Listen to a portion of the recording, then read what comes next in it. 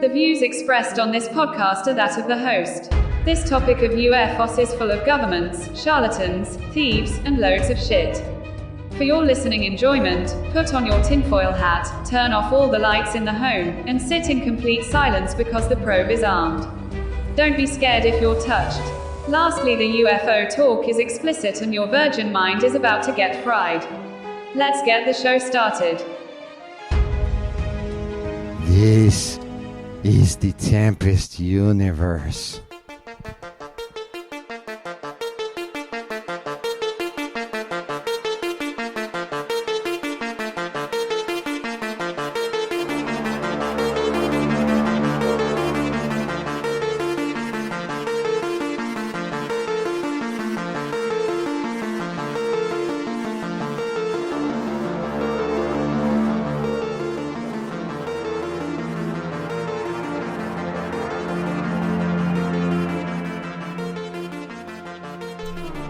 Oh man, what a week. What a week. Welcome to the Tempest Universe on this Thursday, which it should have been Wednesday, but for fuck's sake. We just can't control life. Sometimes life just grabs you by the nuggets and drags you around the streets, bare butt naked. And you just gotta deal with it sometimes. That's what happened to the podcast yesterday. It was derailed due to some unforeseen unexpected events, but I guess that's the way it goes, right? You can't just put yourself in a fetal position and just give up. Sometimes you just got to get out there and give them the old fight after a few drinks, and then maybe a few more drinks, and lastly just a couple more. That way you can get the courage up and get going. So this is the now Thursday episode of the Tempest Universe. We got a couple of articles to talk about. Actually, I looked these up. I think it must have been like Tuesday. I had these all ready to go. And no, what can you say? This week just started out delayed. First because of the trip to SpaceX and other things that I took care of over the weekend. And then, unforeseen things just taking over life. But I'm here, and we got stuff to go over. The first article has to do with something down in Australia. So maybe we'll get Dave here live somewhere, chatting it up, and maybe he can confirm, or maybe not even confirm, things that might have happened. Because this first story, people are a little bit confused. Some say it's magnificent. It is amazing. Others say could just be the most epic hoax in UFO history. We'll find out eventually, right? Then we're going to go out to Russia. It's a long time since we had a good Russia UFO story. But this one is out there in the Baltic area. The place where you freeze your ass off. So, we'll get into that. And, I'm sorry, not Baltic, Siberia. And then we're going to go and talk about Planet-9 because now it's back on again. This Planet-9, Planet X thing. It's so confusing. Sometimes we're good to go. Sometimes there's tons of evidence. Then someone came back not too long ago and said, no, those guys that wrote that paper, they screwed up. They imagined what they saw. They didn't have enough data to even say that. So we're going to go back to that again. And it's funny too, the individual that is searching for Planet-9, what his contribution is to Pluto. So we'll get into that. And also viruses from other planets. This is a real thing. It's coming. It really is. Well, it might already be here. Not from planets, but from like meteors and stuff, right? Because we've had Japan bring shit back, and it's going to continue, because we're supposed to bring stuff back too. The United States from Mars. After Elon lands there. I mean, really, he could just woke up, go over to the rover and pick up the samples and bring them back. If that's the way it goes. Who knows, right? Thanks to Jeff Bezos. So anyway, those are the articles we got. As always, we like to start off the podcast with a little bit of music, elevator music. Maybe liked by few, but hated by many. It's still something that I do on the podcast. So come on, give me a break. you just go with the flow. That's all you gotta do. You gotta, when you hear it, just go bang bang.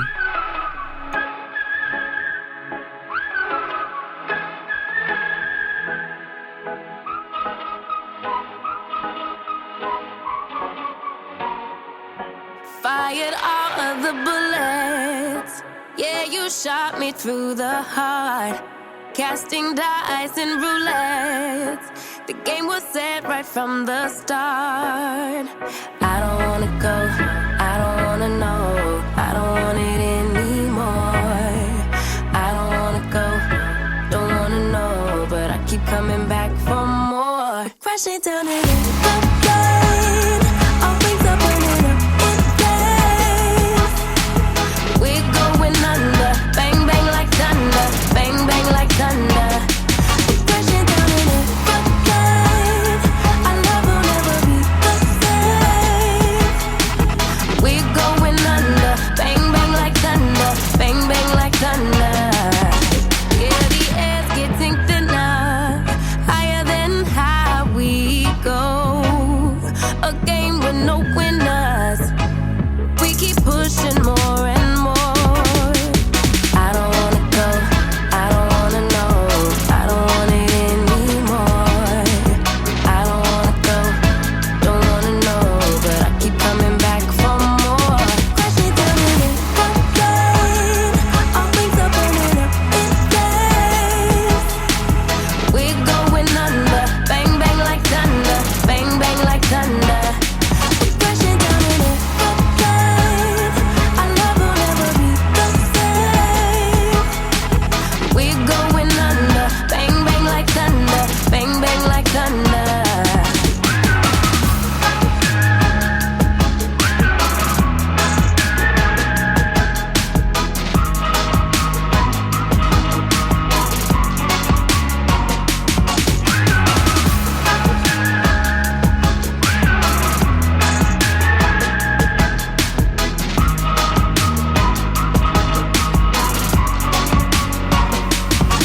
Yeah, the air's getting thinner, higher than high we go. A game with no winners. We keep pushing more and more. Crashing down in an aeroplane. All things are burning up in flames. We're going under, bang bang like thunder, bang bang like thunder. We're crashing down in an aeroplane. Our love will never be the same. We're going under, bang bang like thunder, bang bang like thunder.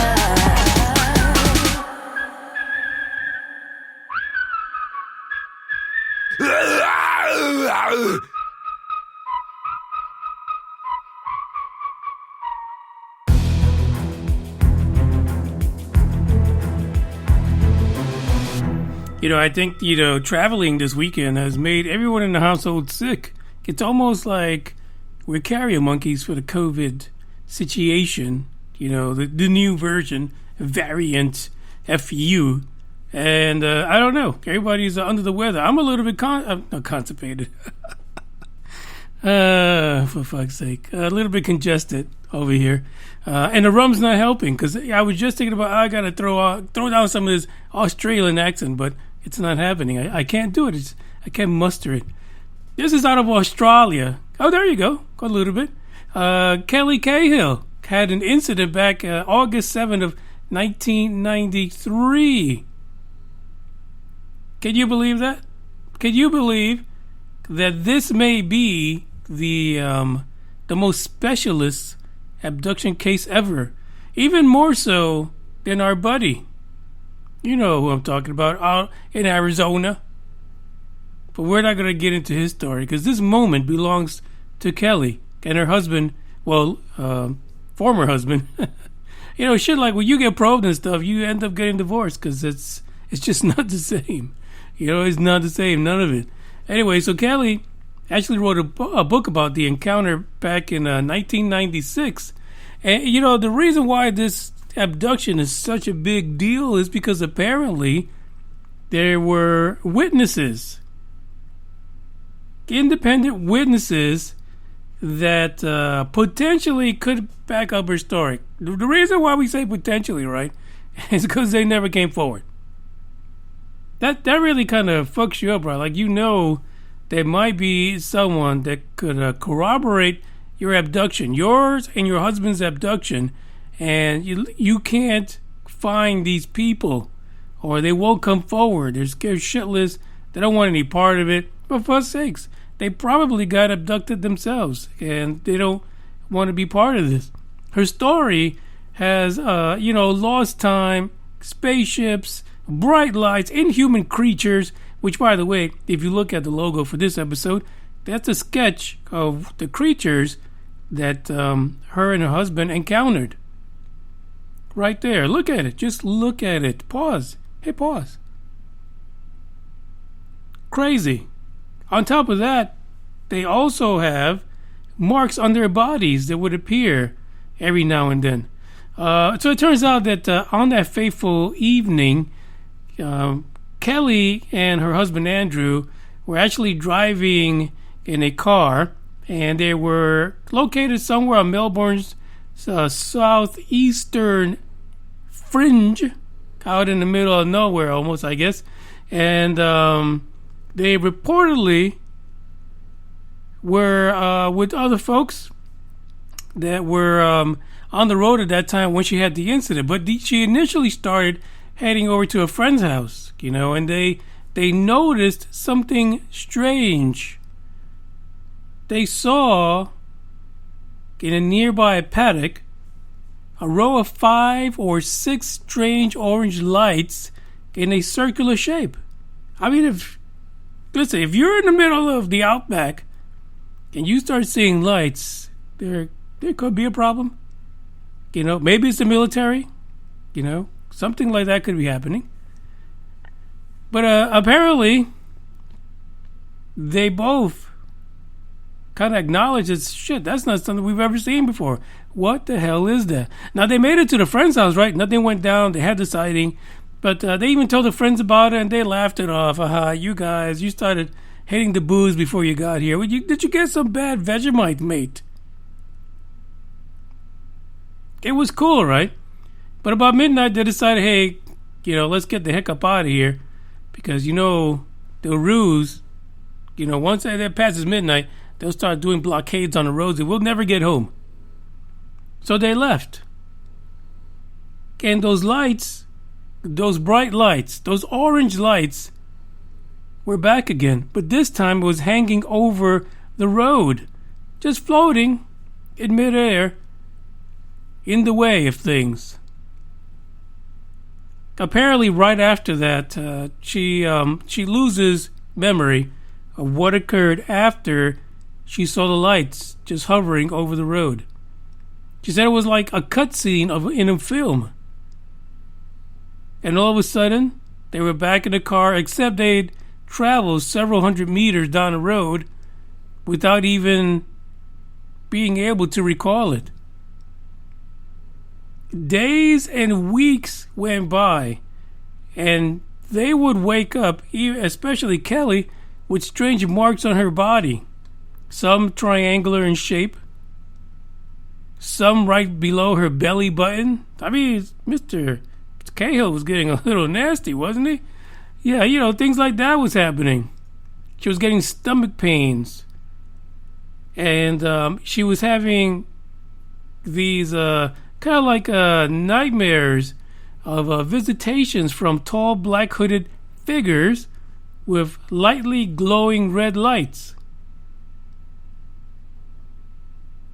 So after a while, these guys, they kind of got fed up about it. They didn't feel like dealing with this nonsense no more, and they heard about some possibly going through hypnosis to figure out what the hell happened. Because all of these strange things, of course, started after that one night. That one night in 1993.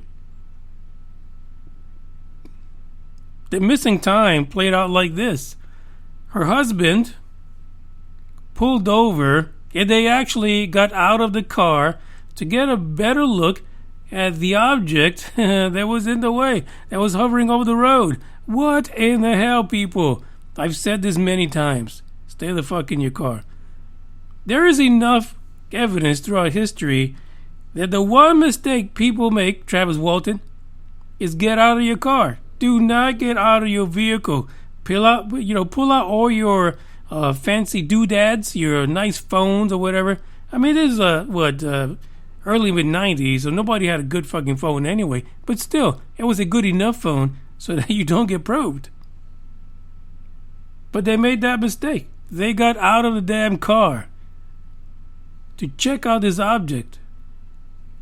What they realized is that further back up the road, another car had parked.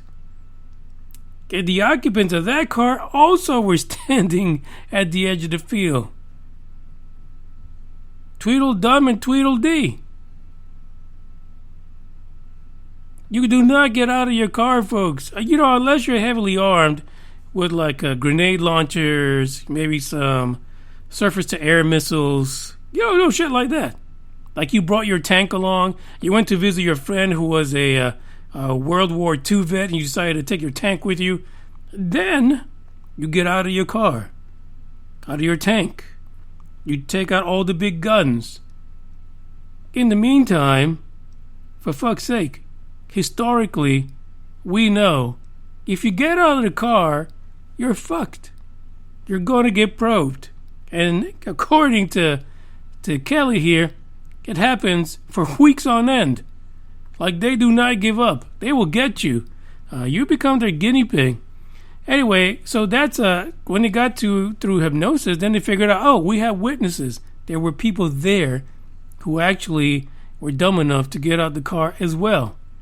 The weird thing that happened is that there was a thin, tall figure that actually appeared in front of the object. And I'm sure this is shocking as hell, right? It's like, what do you do? I'm sure all of them were standing there like deer in headlights, wondering what the fuck happens next, right? So, for some reason, Kelly Cahill could actually hear in her mind the thoughts of this figure that was standing in front of the object. What she heard was the phrase, "Let's kill them." At that point, more of these beings appeared, and they unleashed a form of energy that knocked down the Cahills to the ground. Well, actually, it knocked down Kelly, and she screamed to her former husband, "They've got no souls. They're evil. They're going to kill us." This is like a PSA, right? Probing 101 PSA. Do not leave your vehicle. If you can, put your vehicle in reverse and get the hell out. Your government is not going to save you, nor is the local authorities. No one is going to keep you from getting probed every other night just because you decided you wanted to look at the pretty bright lights. Don't do it. Sadly enough, while she was able to capture and recall that missing time through hypnosis, no witnesses have come forward. Now, she included it in her book. It's in there. She wrote it in 1996. But it's been years, decades, and no one's really come forward. And again, I feel like whoever this was either taken permanently or really is not feeling the idea or the need to relive the encounter. I mean, maybe if she recalled like a license plate number or something like that, maybe that might help. But, apparently these people are just not either feeling safe or comfortable, or maybe they took them, period. They never came up. And it's just funny thing is, but I wonder if there's any like missing person cases in that part of Australia from that night, from the southeastern side of Melbourne. that has been unsolved. Maybe these are the people she saw. So, lesson number 2. If there's a witness there, go ahead and walk up to them, get their information. Take a picture of it with your phone, whatever, because you might need it in a few months when you start having all these weird markings on your body. This is the lesson for everyone of what not to do. I'm sure that one of these days I'm going to be driving down one of those lonely-ass, dark-ass, completely dark Texas roads that goes in between these little towns, and we're going to have a bright ship. And someone in my vehicle is going to want to get out, and I'm going to be like, no. I will pull this bitch in reverse and leave you there. I'll come back for you because at least I'll remember what happened. Anyway, there's more to the article regarding the Cahill incident. And, hey, this is probably a good book to read. Or maybe even sent to the unintelligent committee at the White House. Not the White House, but in Congress. So that they can catch up on shit that happened in the freaking early 90s around the world. I mean, these guys act like, this fucking UFO thing just happened. It's the most craziest thing I've ever heard of. Check this out. And actually, I'm going to make this a long distance dedication to the Cahills.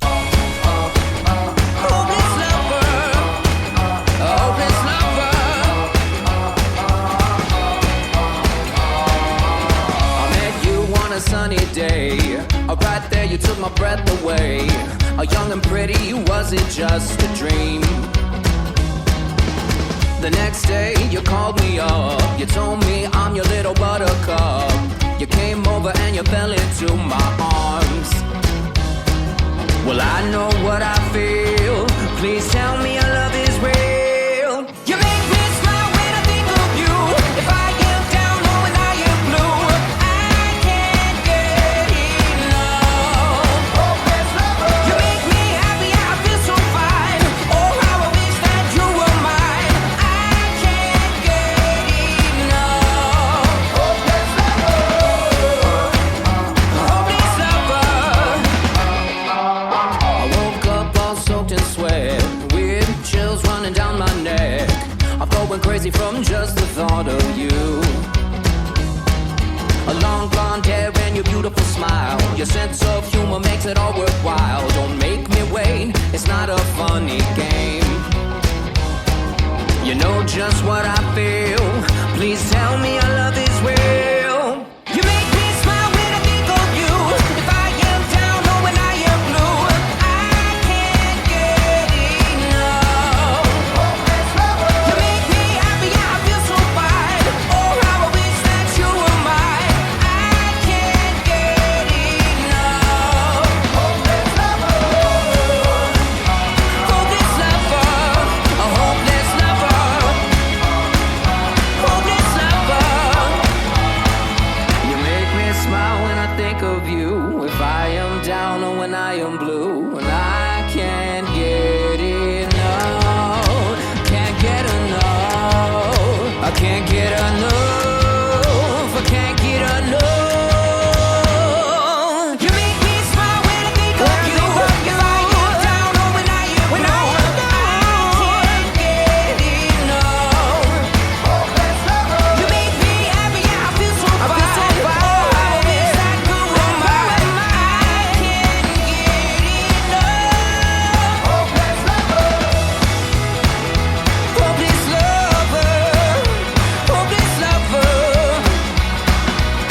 And that's what I am. You make me happy, I feel so fine.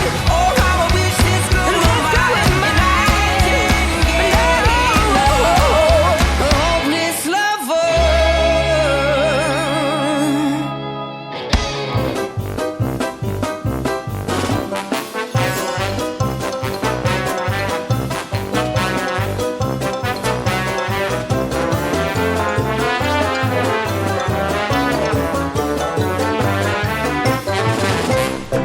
I'll tell you right now that I am going to completely destroy the name of this lake out in Siberia. It goes what I was saying, right?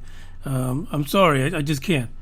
the article is actually from one of these little known, maybe not as popular websites, but they do a lot of alien stuff. And it's a story about an encounter between the Russian Navy divers at this lake and some alien humanoids.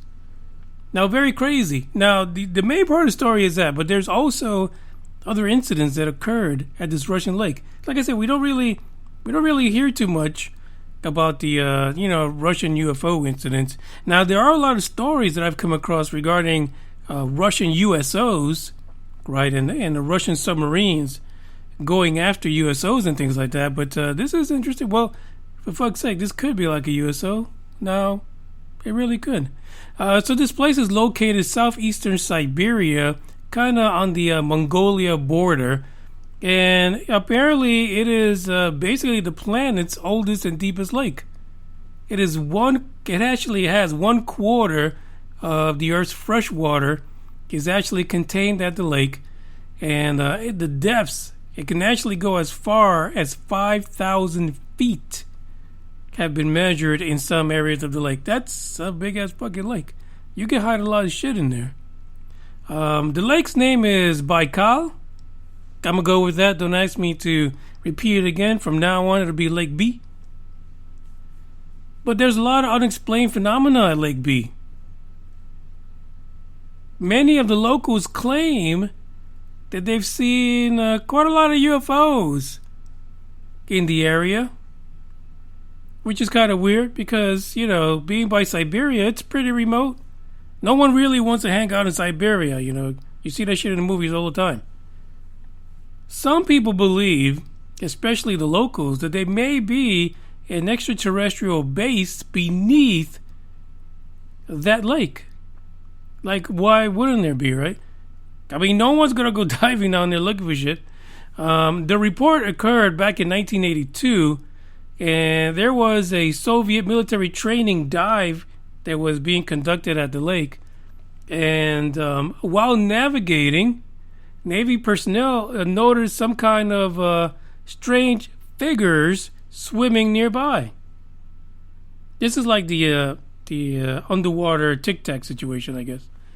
So they didn't know what the hell to do. They were like, what the hell is going on here? So several of these creatures, these humanoids, approached them. Again, what do you do? Now, it's a little bit different with the military, right? Because, some of these guys are already armed to the teeth. So, yeah, I could see them be like, hey, let's check this out. When they got closer, they noticed that these creatures were nearly 10 feet tall. That's enough to make you, like, about face. So, the weird thing is that they got that look at them. They were able to see about their height, but then these little alien, well, not little, these alien humanoids disappeared back into the abyss of the lake. So they went back, they kind of reported this to the commander, and he says, hey, we're going to capture these aliens. We're going to go after them. We're going to take care of business. The only way the Russian military knows how to do. So he sent 7 scuba divers into the lake, and they began the significant dive into this deep-ass lake. As they were going down, apparently multiple aliens or humanoids decided to emerge from the darkness of the lake. One of the divers, attempted to catch one of these things with a large net, and that's when, according to the article, all hell broke loose, and this flotilla group pretty much got their asses whooped. The non-humans, these humanoids, decided to fight back, and they were shooting intense sonar wave weapons. The force initially rendered every crew member of the 7 divers unconscious and propelled them back to the surface. Unfortunately for them, we do get a little thing as human beings when we, rise way too rapidly from depths like that. We get something called the bends. This is what happened to some of the divers because of this forced retreat from the depths of the lake. Sadly enough, there weren't any pressure tanks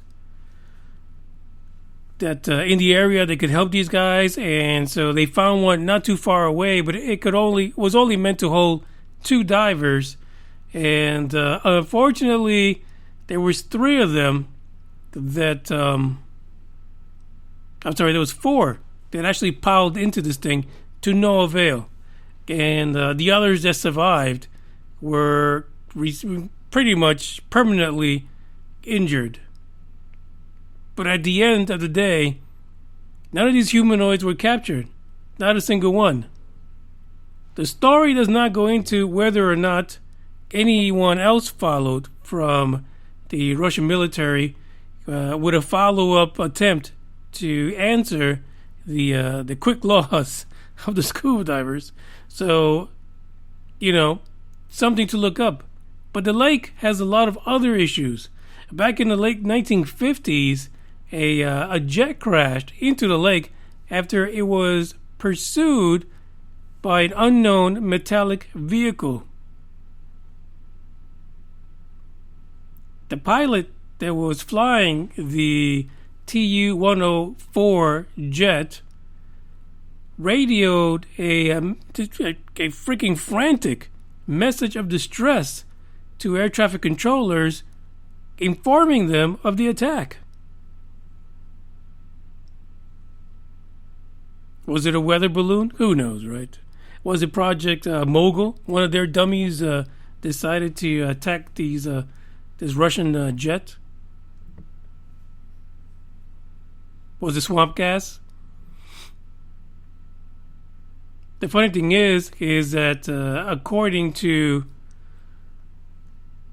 the air traffic controllers and the folks that were witnesses to this, some of the informants, that everyone that was on staff dealing or in communication with this pilot was asked to sign a non-disclosure agreement, but many of the community fishermen at the lake can actually attest to seeing the aerial attack. So multiple witnesses in that instance. The lake it's not a stranger to strange UFO incidents. One more thing happened as early as 2009, or should I say late. The area itself actually made headlines because astronauts aboard the International Space Station actually photographed 2 circular convection breaks thought to be produced by enormous aquatic crafts. At this very time, what it looked like is like 2 circular objects actually came out from the lake and broke the ice. One of the holes was actually at the center of the lake, and the other was towards the southern end. But they really do appear, according to our article here, to have been created by something beneath the ocean, the lake, of significant size that was able to break through the thick ice layer that was covering the lake at the time. I mean, this is Siberia. I mean, this freaking ice is thick as hell. Strange things out of Russia. Yeah, I'm telling you, it's a fantastic story. There's a few more things in there if you want to look at it. Get to clicking the link in the description and check it out. We got to see more stories from like Russia and China, since these are the guys that are apparently the ones that are creating all the UFOs that are seen by folks in the United States. We need to hear more about their stories, because then who the fuck is doing the UAP and UFOs on their neck of the woods. It's very strange stuff. Very strange. Check it out. The next one, we're going to take a trip back to Planet-9. And sometimes you might think that things are a little bit like this.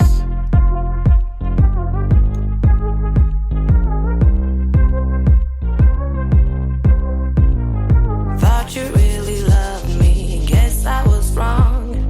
Thought you'd never leave me, guess I was dumb.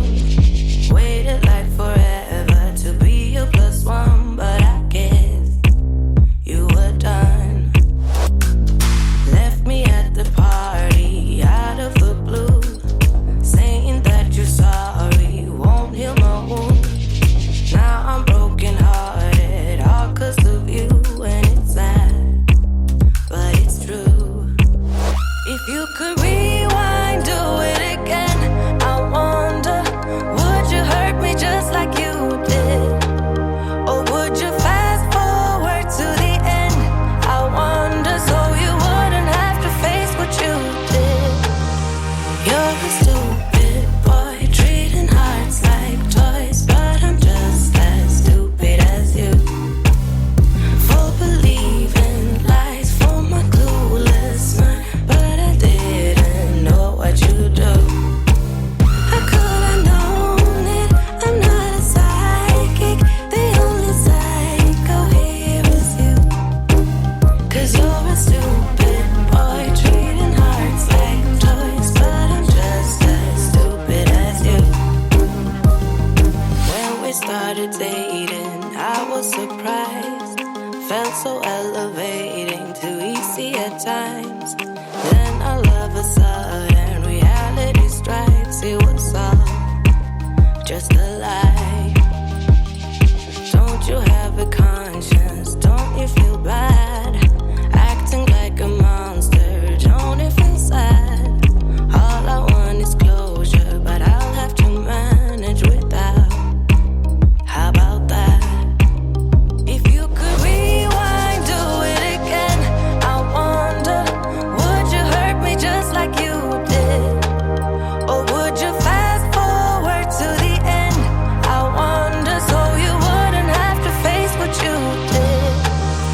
You're a stupid boy, treating hearts like toys, but I'm just as stupid as you. Full believing lies for my clueless mind, but I didn't know what you do.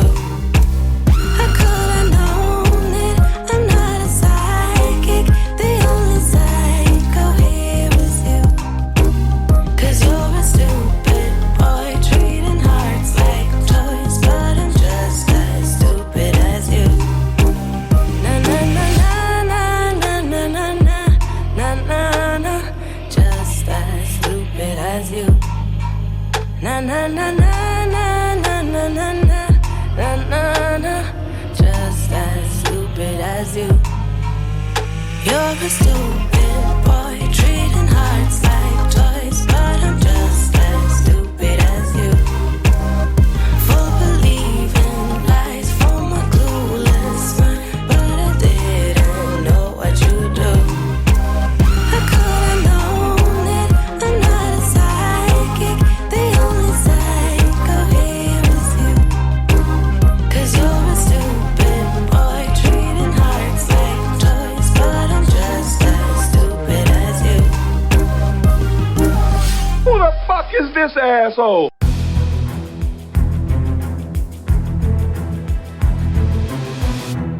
I think it's little sound clips like that that will never, ever allow me to be one of the top podcasts for UFOs ever. And, you know, the thing is, whether this thing was sports or politics, I would still have fantastic clips like that, right? I mean, fuck, why not? Why not? I'll be back. Anyway, so this story is about Planet-9. So the hunt is back on again. Planet-9 is in somebody's sights. And so we know that even at one point over the summer, Avi Loeb said he was down with using some of the newer antennas out there to find our little gigantic Planet-9. Planet X, Nibiru, who knows what the hell it is. But the last time that this guy wrote something about Planet-9, astronomers from everywhere came out and said, no, there was a bit of an observation bias in what he was doing, so hell no Planet-9. And then after that, they started talking about the primordial black hole. We have this little pinprick of a black hole sitting out there and at the outer part of our solar system. And so that's what it was. So we haven't heard too much about the primordial black hole theory yet. They kind of brought it out, and then people liked the sound of it. I mean, I loved it. A freaking little tiny black hole somewhere at the edge of our solar system. Shit, that's fucking awesome. But there's a new study. Now let's go back a second here, because some of you love Pluto. The dwarf planet. The guy that wrote this, updated this study, is the same guy that demoted or had the campaign to demote Pluto to a dwarf planet. He's the guy, astronomer Michael Brown. He's the one who led the charge back in 2006 to kill Pluto from its planet title. It's fucking hilarious, right? And the funny thing is that he says, some people were asking if he did that just so that he can find Planet-9 and replace Pluto with Planet-9, which is kind of premeditated, right? So he says, no, that wasn't his intention. Another funny thing is that he actually wrote a memoir about the whole Pluto situation, and he says it's titled "How I Killed Pluto and Why It Had It Coming." Fucking cold-blooded. Like Mike, you can't fuck with Michael Brown. Michael Brown is cold-blooded. He will off you and let you know why you deserved it. Anyway, let's get on to Planet-9. So this past August, a little bit over a week ago, he published online, along with fellow colleagues at Caltech, astrophysicist Konstantin Batygin. Yeah, I remember that last name. You will never forget the fucking name Batygin ever. And so they kind of went back to all the evidence they had from 2016 when they first said there's a Planet-9 out there. There's another planet. It's fucking massive. It's huge. And it's impacting all of those Kuiper Belt objects. This happened back then. Of course, people called him out, and he was like, yeah, you're crazy. There's no way. Blah, blah, blah. So what's happened since then is that one of the things that they were called out about is the fact that they had observation bias. So they kind of maybe kind of based it on way fewer than a dozen objects as far as all of their observations. And so they said, nah, you guys, you Batygin and Brown, you've got some, sounds like a freaking attorney firm, Batygin and Brown. You guys have some kind of observation bias. Your statistics were not good. So they actually went back in this paper and redid all the work on the math and actually found that they only have a 0.4% chance that what they're saying is a fluke. Statistically. But they also found some other things. Number one is that Planet-9 actually has a closer orbit than what they previously thought. And they've also calculated that it might be a bit smaller. Initially, they were saying that Planet-9 might be 20 times bigger than the planet Earth. And now they're saying that its mass might be a lot lower. Shit, actually, about 6 times the mass of the planet Earth. So Planet-9 has gone on keto, and they've lost some weight. It's lost some weight in the last 5 years. So something to think about. And also they're saying that the distance is also closer. So instead of being about 400 times the distance between the sun and the Earth, 400 times that distance is now about 380 in that amount. So what they're saying is basically with a closer distance and the fact that the planet is a little smaller, it is possible to locate it and have a better idea of where it may be. They completely dismiss the idea that there is a primordial black hole at the edge of our solar system, which fucking sucks. I'm just saying that out there. I'm going to throw it out there. A quote from Brown is, "It was almost a joke when they wrote that paper. It's funny and it's cute, but there is really zero reason to speculate that there might be a black hole." Well, it kind of goes against what your paper is. So, paper duel. You guys are going to end up doing some kind of a cockfight one day. And one of you is going to win. I'm sure about it. The other thing about this is that there's other parts of the paper that are suggesting, and actually I don't know if it's this paper or another paper, but that there is a line or a thick cluster of stars that are seen from one part of our solar system, but they're really bright. And so what's happening is that another theory is that Planet-9, Planet X, Nibiru, whatever it is actually in front of that field of stars from the Milky Way. And so it's making it extremely difficult to see, because kind of like a flooding of light. And you have a potentially what might be a small object all the way at the edge of the solar system, though Planet-9 is supposed to be really big. When you get out that far, it's kind of small. So there's a lot of things going on. I really thought this whole Planet-9 situation was done for. It was quits. But no, people are still actively looking for Planet-9.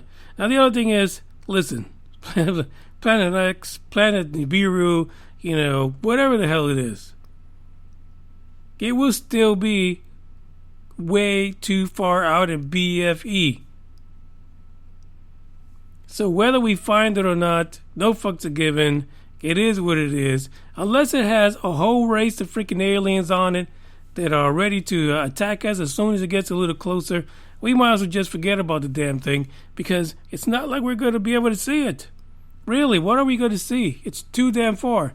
It wasn't until we had some spacecrafts going by Pluto that we could actually see what the fuck it looked at, what we were looking at, what we could see, because honestly, from the planet, Pluto did not look anything like what we saw when I believe that was Cassini actually went by it.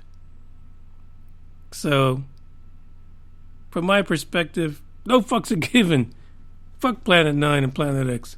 Let's focus on space and the space race. That's what we need to do. One more article for today. If you want to read a little bit more, and I think the article actually has a link to the paper if you want to get all sciencey about it. Check out the link in the description. Read the paper, download it. I think even if you go to Google, and I know they have a website where you can research published papers, I bet you can get a copy there. But sadly, some of those you got to pay for. So what can you do? It is what it is.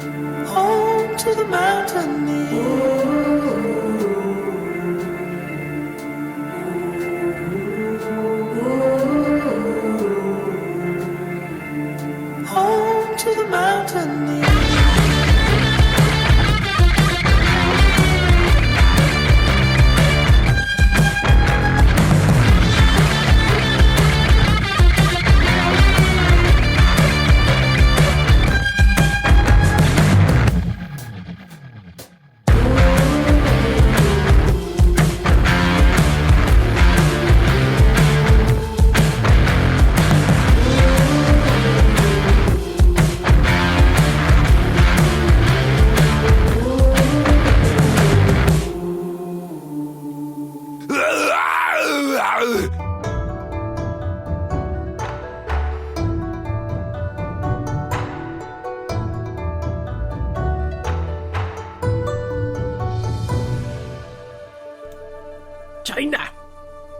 we love you long time. Scientists warn about alien viruses from other planets. We've talked about this, especially during the height of the COVID madness. I'm not talking about Shittergate 2, Shittergate 1 from last year, where it was just crazy, completely nuts.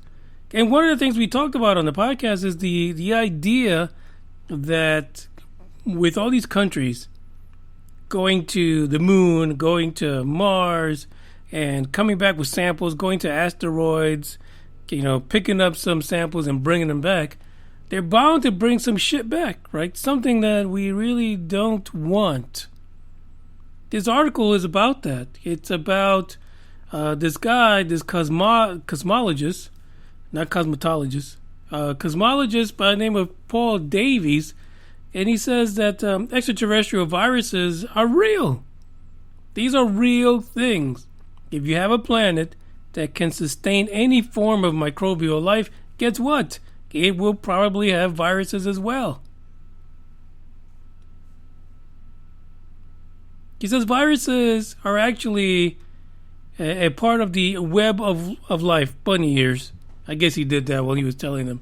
And he says this, I would expect that if you've got microbial life on another planet, you're bound to have, if it's going to be sustainable and sustained, a full complexity and robustness that will go with being able to exchange genetic information.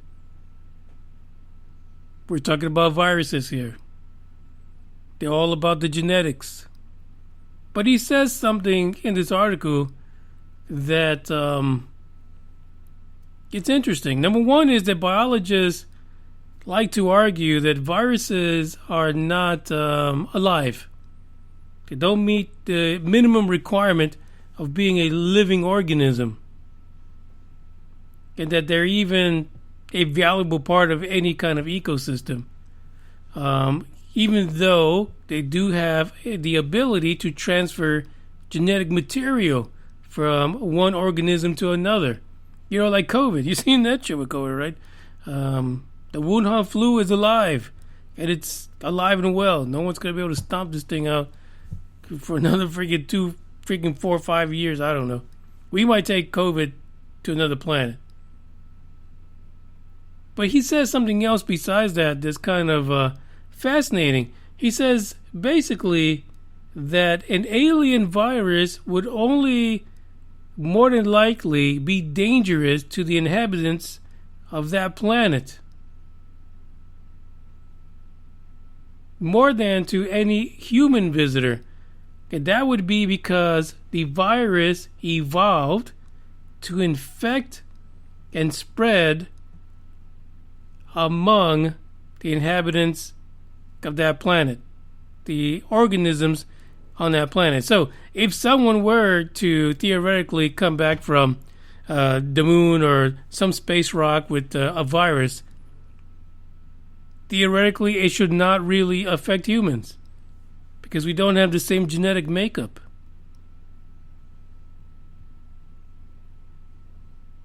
He says the dangerous viruses are those that are closely adapted to their hosts.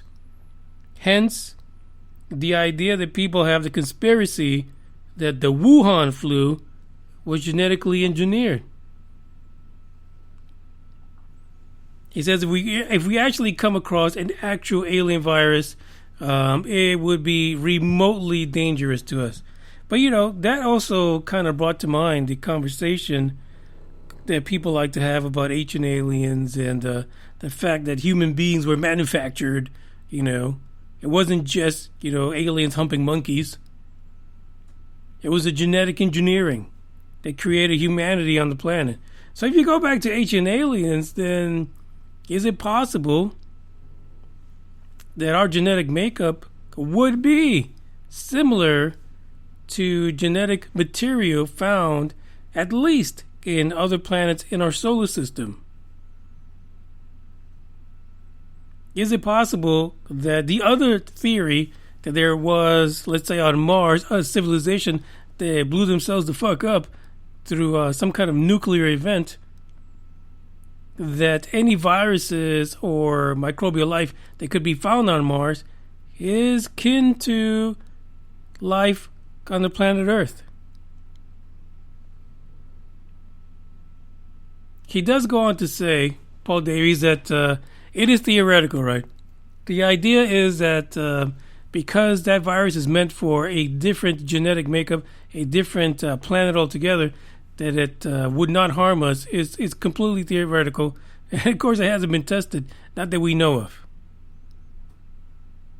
So there's a lot of things to kind of take into consideration there, especially the part with the ancient alien situation and whether or not we share genetic material with other locations within our solar system. So, you know, things that make you go, when you're thinking about all these conspiracy theories about how life started on our planet and whether we are or not similar to life elsewhere. So it's something to think about. It's a pretty interesting article. There's more to it. And, he goes through a lot of things regarding genetics and a connection to viruses, which is, frankly, a hot topic right now, thanks to the Wuhan flu. This is the last article for today. Thank you guys for stopping by.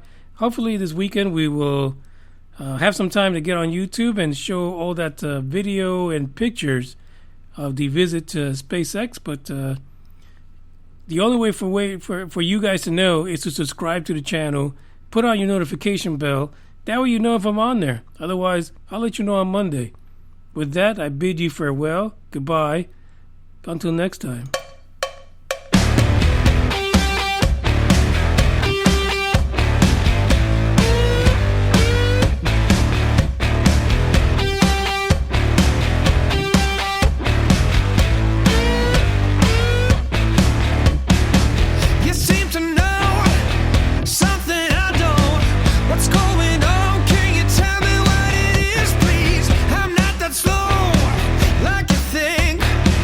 Strange vibrations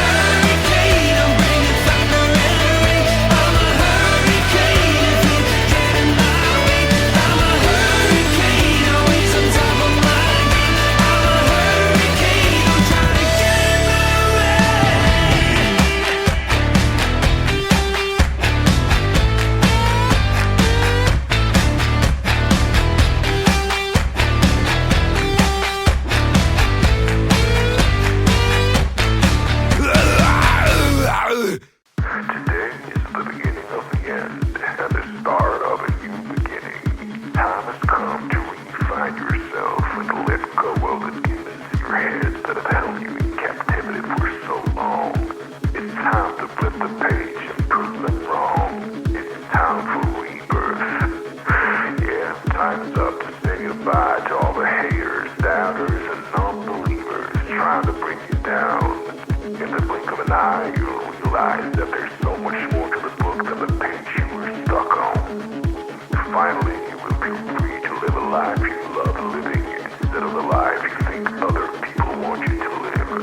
Remember, you're the highest authority when it comes to knowing what you want and what you love. So stop trading yourself for the approval from others. Ladies and gentlemen, weirdos and geeks, please repeat after me. I don't give a fuck.